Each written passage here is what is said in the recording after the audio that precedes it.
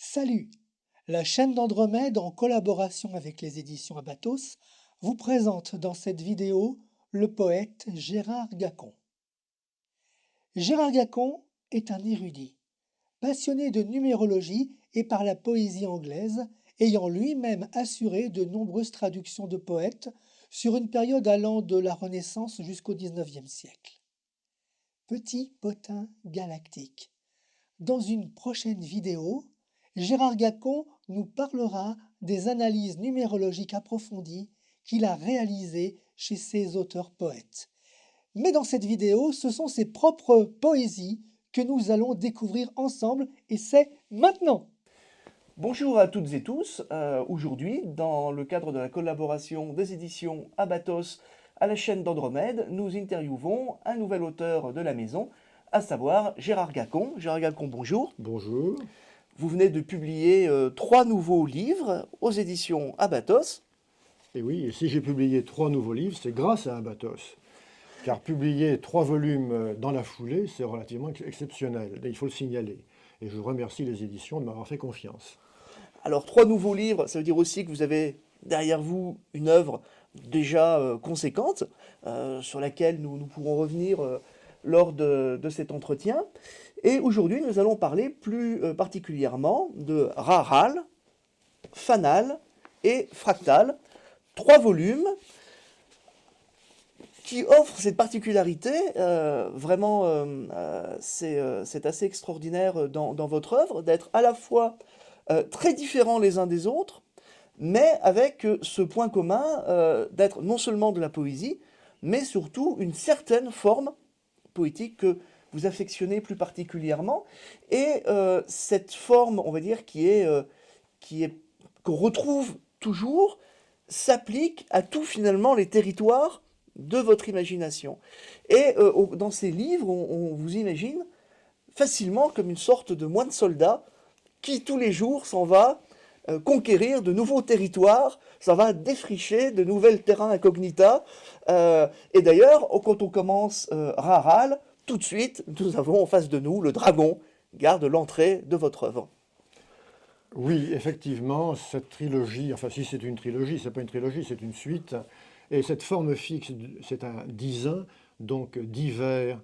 C'est une forme brève. J'affectionne particulièrement les formes brèves depuis toujours, que ce soit les romans. Je préfère la nouvelle au roman, etc. Le roman court par rapport au roman long.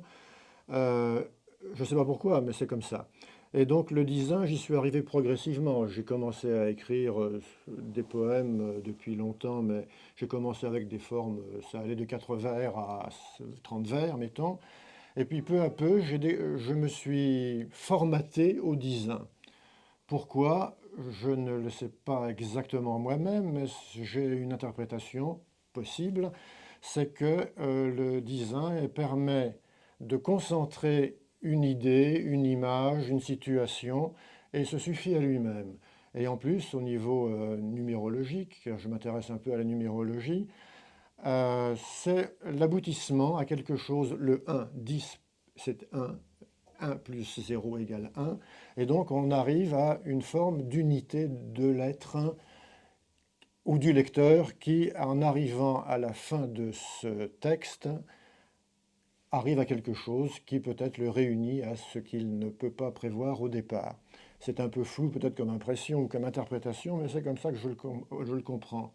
Et je m'impose aussi, enfin je m'impose, je joue, parce qu'il y a un côté ludique qu'il ne faut pas éliminer, je joue à faire rimer les 2 derniers vers. Car mon éditeur lyonnais, Jacques André, m'avait dit, je lui avais proposé au départ des textes qui rimaient entièrement, strophe par strophe, des choses comme ça, et il me disait la poésie moderne ne rime pas, il faut pas rimer. Donc j'ai accédé à sa demande, et je comprends effectivement ce qu'il veut dire. La poésie contemporaine rime peu, les chansons riment, mais pas la poésie. Et effectivement, j'écris maintenant sans rimer, sauf ces 2 derniers vers, et il me semble que c'est un final qui est une espèce d'écho qui conclut de façon, pour moi, convaincante et musicale. pour les gens qui nous suivent et qui sont peut-être moins férus que nous de poésie, on peut tout à fait adopter une forme poétique comme le disin sans obligatoirement rimer. C'est-à-dire la rime et la forme poétique sont deux choses différentes. Oui, tout à fait, tout à fait.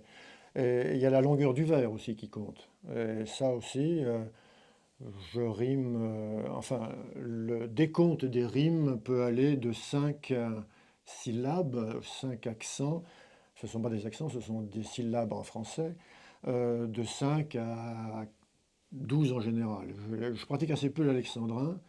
Le décasyllabe, pour moi, les 10 syllabes correspondent à quelque chose depuis toujours, quelque chose en général que je dénonce, comme dans Raral. Et puis il y a donc chaque texte, chaque texte est indépendant, il n'y a pas de suite vraiment dans ces volumes. Chaque texte a sa propre métrique, a sa propre longueur de vers.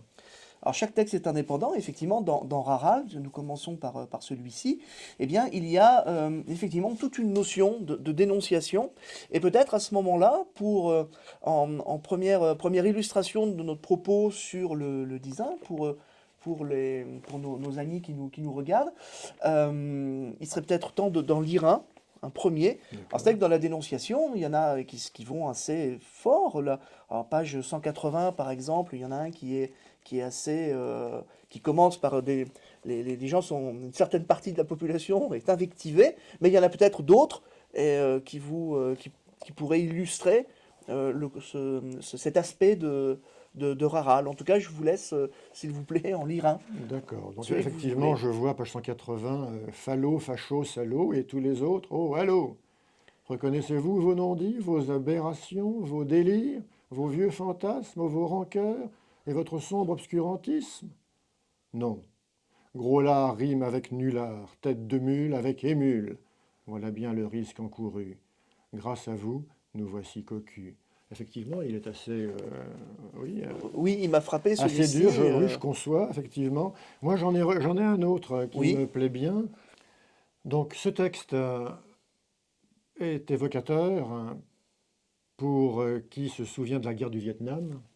C'était le 16 mars 1968 et c'était à My Lai. My Lai n'évoque plus rien, je pense, pour des Français, mais si j'évoque le nom d'Oradour-sur-Glane, Oui. c'est parlant. Et le My Lai, c'est aussi l'équivalent au Vietnam d'Oradour-sur-Glane. Donc 16 mars 1968, Vietnam. Qu'est devenue la Vénus de My Lai? Elle était belle au printemps des GI. Puis, s'est ouvert l'enfer de la fureur, le crépitement de la foudre aveugle, le déferlement de l'horreur hurlante. Et la Vénus d'effroi s'est effondrée. Dans un brouillard de poussière et de sang, toute sa vie est partie en fumée. Puis, sur la Vénus prostrée, le soir s'est couché. Elle a embrassé le vide et n'a plus parlé. Merci. De rien. Merci Gérard Gacon de nous avoir lu ces deux textes. Alors, peut-être maintenant pour illustrer ce que nous disions sur la technique du design, est-ce que vous pouviez nous expliquer comment sur ces textes le design s'applique? C'est le nombre de syllabes? C'est le nombre de... Alors c'est le nombre de vers, 10, je m'arrête à 10. J'écris, je démarre de façon un peu inconsciente, on va dire. Je n'ai pas d'a priori, je m'assois et j'attends, et ça vient en général.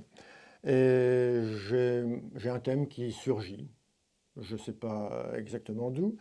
Et j'écris un premier vers, un deuxième, et je continue, je m'arrête à 10. Et souvent, j'ai remarqué que je m'arrêtais, enfin j'avais une aspiration jusqu'au vers 7. Ah, Et après, je concluais. C'était assez étonnant. Voilà. J'écris sur un bout de papier, à mon bureau souvent, ou ailleurs, ou n'importe où. En général, c'est plutôt à mon bureau. J'essaye d'écrire tous les jours. oui, alors c'est ça qui est assez extraordinaire. Voilà. C'est C'est une espèce de gymnastique, en fait, en quelque sorte. Voilà. à laquelle vous vous astreignez donc tous les jours. Mais est-ce que Oui. c'est une astreinte? Parce que C'est pas une astreinte, c'est un plaisir. c'est un plaisir, C'est un rendez-vous. c'est un rendez-vous. Un rendez-vous ludique, je vais dire. Voilà. Parce que c'était la question que je me posais quand j'ai Mhm. su que vous écriviez comme ça tous les jours. Et ça m'a aidé dans cette comparaison que je faisais au début avec le Le moine moine soldat soldat. qui s'astreint tous les jours ou aller à la guerre ou voire à aller à une sorte de... Il y a cette notion comme ça de sacerdoce presque Mhm. dans cette idée du rendez-vous avec... Mais là, c'est avec la poésie. Et c'était aussi cette idée que je ne sais plus qui disait que l'art naissait de contraintes. Alors je me Tout à disais, fait. est-ce que vous êtes d'accord avec ça et est-ce que Oui. ça fait partie de votre démarche malgré tout? Absolument. La forme fixe que se force à respecter nombre de poètes. Toute la Renaissance a fait du sonnet une forme privilégiée et le sonnet est une forme particulièrement contraignante, hein, deux quatrains, deux tercets qui riment entre eux, etc. C'est extrêmement compliqué et plus la contrainte est forte, plus la liberté est forte aussi à mon sens. J'ai traduit les poètes anglais et j'ai essayé de respecter justement leur forme prosodique parce que s'ils se la sont imposés au niveau des rimes, au niveau de longueur de vers, c'est qu'il y avait une raison. Je ne sais pas exactement le pourquoi de cette raison, mais c'est qu'il y a quelque chose qui est à l'origine de la poésie, je pense. Hein, une forme de rituel, de rite, qui correspond à une forme de transcendance, probablement, malgré nous. Et ça, c'est peut-être hein, le nombre des syllabes ou le nombre de rimes ou le nombre de longueurs de vers qui fait qu'il y a quelque chose qui transcende le texte Et lui-même. oui, il est question de rituel, de rite et de rythme peut-être aussi, Oui, une bien sûr. espèce de pulsation comme ça. Voilà. Le rythme est important et c'est pour ça que la longueur du vers, il y a une forme de cadence, il y a une forme aussi de musicalité avec les assonances, etc. euh, qui joue en la faveur d'un sens peut-être caché. Alors dans Raral, effectivement, il y a certains textes qui sont plus provocateurs, on va dire, ou qui sont plus énervés que d'autres. C'est l'image de ce, enfin c'est le Oui, ton c'est peut-être. pour ça que le titre Raral, le soleil a du souci à se faire, effectivement, quand il voit les terriens. Les terriens qui, de nos jours, la COP 25 vient de se terminer en catastrophe, et rien ne se passe, et Ra peut effectivement être en courroux. Peut-être nous en lire un autre extrait. Oui, par exemple, là, j'ai Dieu est-il ce vieillard barbu qui nous voit depuis son vitrail? Belle illustre inconnue, tu poses, tu regardes d'un œil pensif tes dernières productions. Tu n'as pas dit ton dernier mot, mais accablé par ton casting, tu sembles parfois regretter.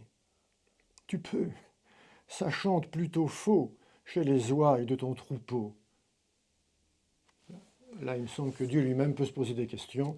Et je lisais il n'y a pas très longtemps que Dieu, en voyant tous ces humains évoluer dans ce sens-là, allait probablement finir par devenir athée. Alors, Bon, on voit que cette forme fixe du design vous permet quelque part de passer à la moulinette de votre inspiration tout le réel. Au début, dans le premier extrait que vous avez lu, bon, alors c'est une bande de fachos beaufs qui se fait mhm, invectiver. On passe finalement encore un cap avec les horreurs de la guerre. mhm, Et là, c'est Dieu carrément, le créateur, qui se fait, qui se fait apostropher par votre poésie. Alors, c'est finalement, il y a pas de limite. Alors, dans votre inspiration, mhm, on a l'impression que cette forme du design est un grappin qui vous permet d'attraper finalement tout et vous permettra de peut-être, traiter tous les oui. sujets. Oui, enfin, c'est une bonne définition. Le grappin est pas mal, j'aime assez le grappin, l'idée du grappin.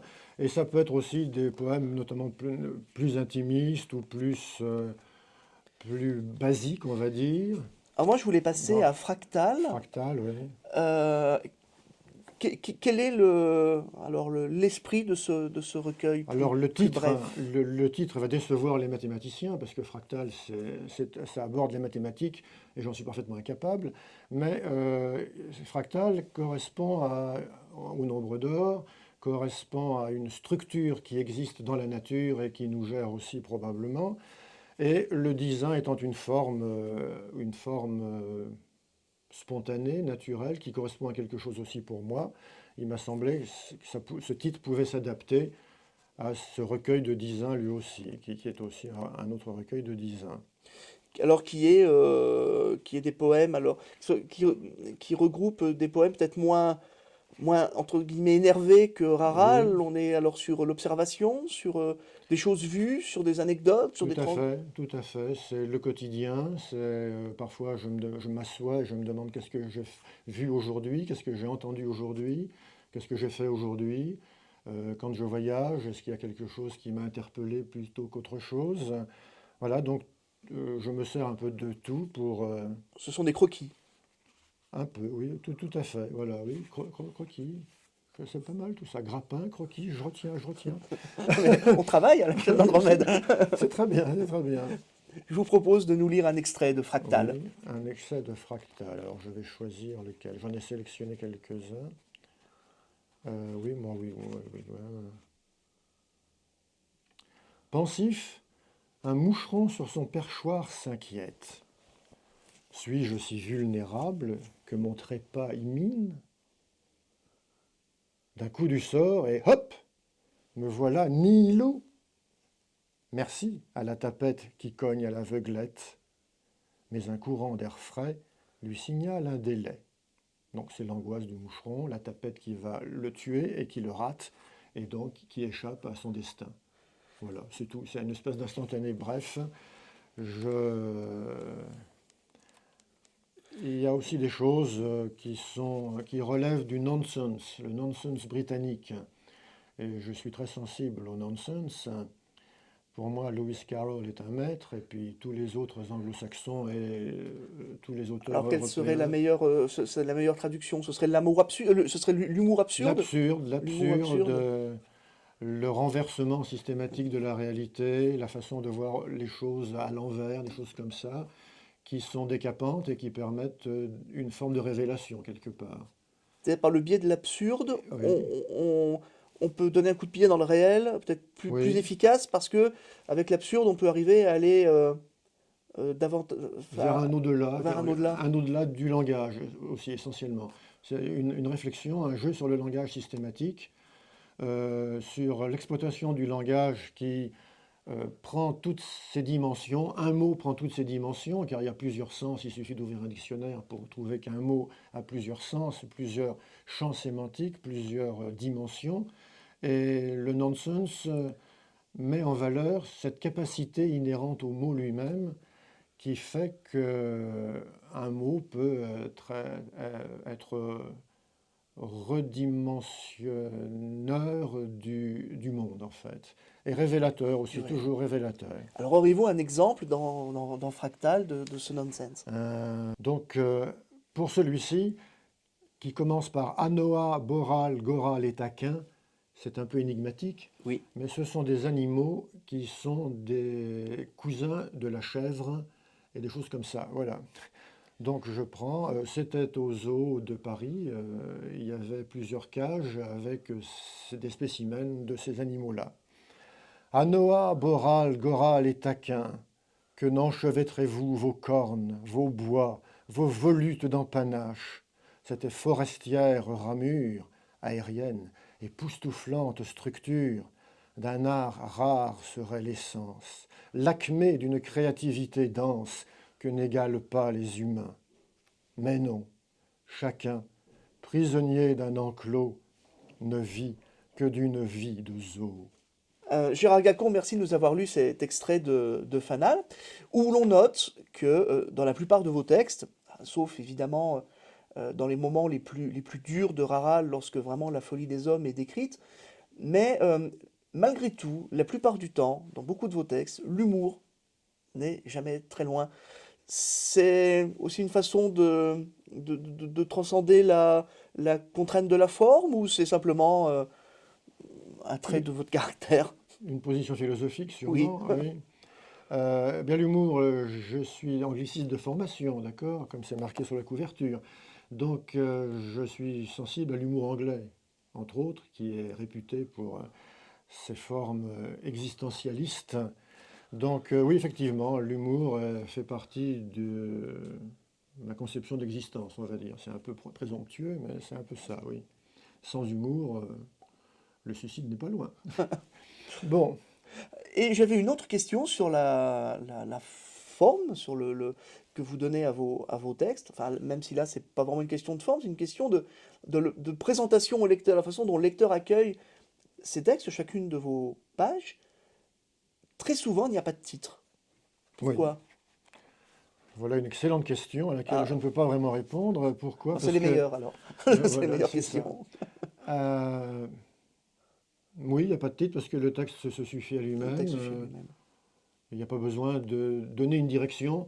Je fais confiance au lecteur pour qu'il rentre dans le texte ou qu'il ne rentre pas d'ailleurs. Ben, il y a plein de gens qui ne peuvent pas rentrer dans ce genre de texte. Euh, oui, le lecteur découvre lui-même, il avance dans une terre inconnue, il découvre, et soit il s'y retrouve, soit il s'y perd, et c'est très bien pour lui, c'est une bonne expérience.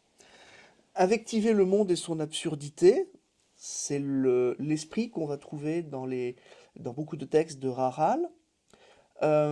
Concevoir un recueil comme un carnet de croquis, de choses vues, c'est le deuxième sur lequel nous avons travaillé, nous avons discuté, c'est-à-dire Mhm. Fractal. Et enfin, dans Fanal, le troisième ces trois nouveaux livres que vous avez publiés aux éditions Abatos, eh bien, il y a, sur celui-ci, ce qui n'est pas le cas des deux autres, un petit sous-titre, Fanal, je crois, poème d'enfance. Effectivement. Alors, Parce que l'enfance est un temps privilégié qui, pour moi, est fondateur, quelle que soit l'expérience, heureuse ou malheureuse, en général un petit peu des deux. Et c'est un déclencheur qui est important dans la vie d'un être humain. Euh, c'est une formation inconsciente, mais qui reste jusqu'à la fin. Alors, poème d'enfance, c'est un peu ambigu parce que les gens peuvent croire que ce sont des textes destinés à l'enfant, oui, à des enfants. Certains oui, d'autres un peu moins, où il faut les expliquer, les expliciter. Mais oui, c'est l'enfance qui probablement a déclenché pas mal de ces textes, oui. il y a, est-ce que ce côté ludique dont vous parliez tout à l'heure c'est peut-être un cliché de se dire que c'est plus du domaine de l'enfance, mais est-ce que malgré tout, ce côté ludique, vous l'avez plus exploité dans ce recueil ou bien pas du tout? Pas Pas, plus que non, les autres. je l'exploite de façon générale, De donc façon pas générale. particulièrement pour ce D'accord, recueil. oui, c'était pas le C'est des thème de textes que l'enfance. j'ai rassemblés.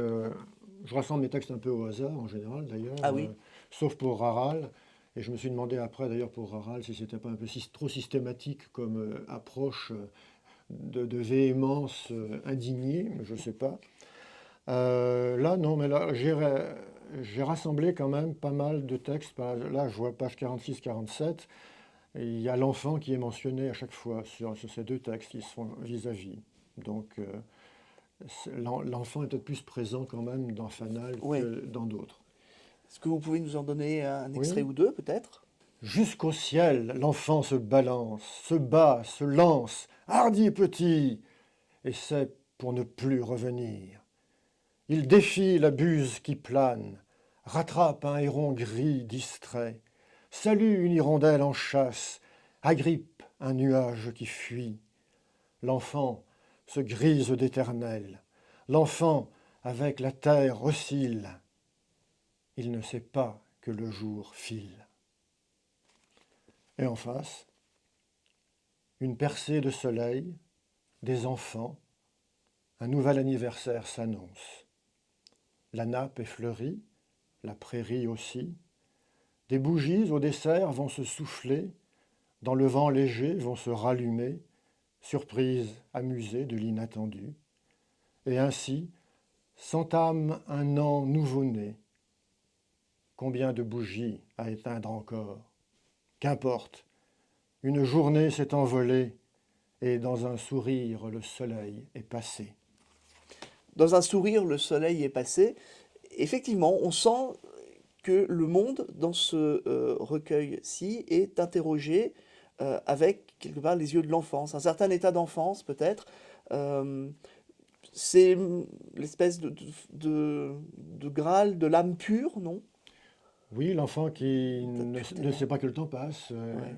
l'enfant qui possède le temps, alors que quand on est adulte, c'est le temps qui nous possède plutôt. Oui, l'enfant a une certaine inconscience du Ouais. bonheur de l'instant. Et ça, c'est important. Comme on dit, là, un enfant pourrait faire des miracles, un enfant peut tout faire parce qu'il ne sait pas que c'est impossible. Tout à fait. Je suis d'accord. Avec Fanal, le monde est interrogé avec les yeux de l'enfance. Avec Fractal, eh bien, vous êtes ce voyageur du monde qui note des choses vues, des impressions. Mhm. Dans Raral, oh, c'est plus peut-être il y a une notion d'homme engagé, c'est la conscience, l'état de conscience, peut-être citoyenne ou du moins Mhm. qui quelquefois se révolte devant les horreurs et la folie des hommes. Ces poèmes, donc ces trois recueils, je vous le dis, vous tous qui nous suivez, il faut se procurer et lire les trois. Les trois sont complémentaires, les trois se répondent, les trois se rejoignent. Les trois permettent finalement de Mhm. croiser les regards, trois regards différents, C'est vrai. mais l'œuvre est malgré tout garde, et peut-être grâce à cette forme, qui revient toujours, cette forme du design, garde une incontestable unité. Cette œuvre poétique, est-ce que vous la placez entre guillemets sous le regard de certaines influences, peut-être certains poètes qui ont pu vous marquer plus que d'autres, et du moins Oui. qui vous nourrissent dans votre travail poétique, ce labeur poétique, mais labeur vraiment au sens vraiment Mhm. noble du terme, hein, du laborat, ce labeur poétique que vous faites tous les jours, ce sillon que vous tracez, est-ce que vous le tracez sous le soleil de quelques grands anciens qui sont pour Probablement, vous oui, des... probablement. Ouais. Je veux l'argent du labeur, le labeur et l'argent du labeur. Oui, j'ai été fasciné à une époque lointaine par Rimbaud, par côté français, Apollinaire, oui, plus, mais Rimbaud essentiellement, je dirais. Les poètes du XVIe, de la Renaissance, j'ai pas mal pratiqué. J'ai publié un petit opuscule sur l'autobiographie de Ronsard, chez Jacques André, mon éditeur de Lyon. Donc oui, ces gens-là étaient impressionnants. Ils travaillaient des formes fixes, le sonnet entre autres. Mais c'est surtout les poètes anglais, je pense, qui m'ont Oui. marqué. J'ai traduit des poètes du XVIIe, du XVIe, du XVIIIe, du XIXe avec Lewis Carroll. Et donc, les poètes anglais m'ont marqué, plus peut-être que les poètes français même.